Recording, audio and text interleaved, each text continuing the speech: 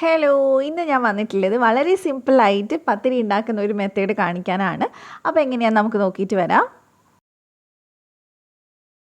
അപ്പോൾ ഇതുണ്ടാക്കാനായിട്ട് ഞാനിവിടെ പത്തിരിപ്പൊടി എടുത്തിട്ടുണ്ട്. അത് 1.5 കപ്പ് എടുത്തിട്ടുണ്ട് കേട്ടോ. നമുക്കിതിലേക്ക് കുഴയ്ക്കുകയും പരത്തിയും ഒന്നും ചെയ്യേണ്ട ആവശ്യമില്ല. അപ്പോൾ ഞാൻ ഇതിലേക്ക് ആവശ്യത്തിന് ഉപ്പും കൂടി ചേർത്ത് കൊടുക്കുന്നുണ്ട്. പിന്നെ നമ്മൾ ഇതിലേക്ക് വെള്ളം ഒഴിച്ച് കൊടുക്കാം. വെള്ളം നമ്മൾ ഏകദേശം ഒരു ഇഡ്ഡലി മാവിൻ്റെ പരുവത്തിലാവുന്ന അത്രയും വെള്ളം ഒഴിച്ച് കൊടുക്കുന്നുണ്ട്. അപ്പോൾ ആദ്യം കുറച്ച് ഒഴിച്ചു കൊടുക്കുക, എന്നിട്ട് നന്നായിട്ട് മിക്സ് ചെയ്തതിന് ശേഷം മാത്രം ബാക്കി ഒഴിച്ചു കൊടുത്താൽ മതി. ഇതെന്ന് പറഞ്ഞാൽ നമുക്ക് ഈ മടിയൊക്കെ പിടിച്ചിരിക്കുന്ന സമയത്തൊക്കെ ചെയ്തെടുക്കാൻ പറ്റുന്ന നല്ലൊരു റെസിപ്പിയാണ് കേട്ടോ.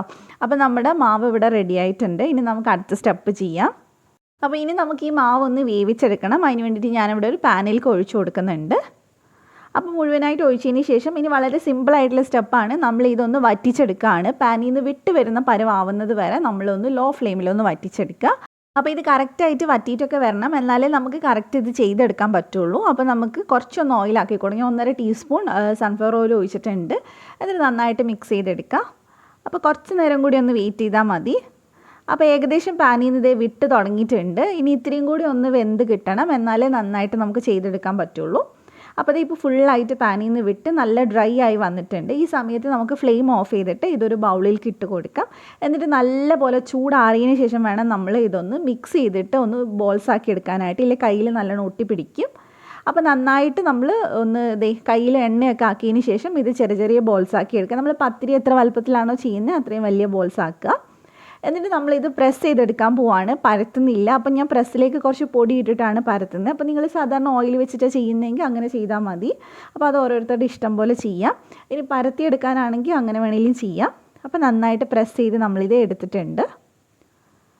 അപ്പോൾ നമ്മളിത് ചെയ്തെടുത്തിട്ടുണ്ട്. ഇനി നമുക്കിത് നേരെ എടുത്തിട്ട് ചുട്ടെടുക്കാം.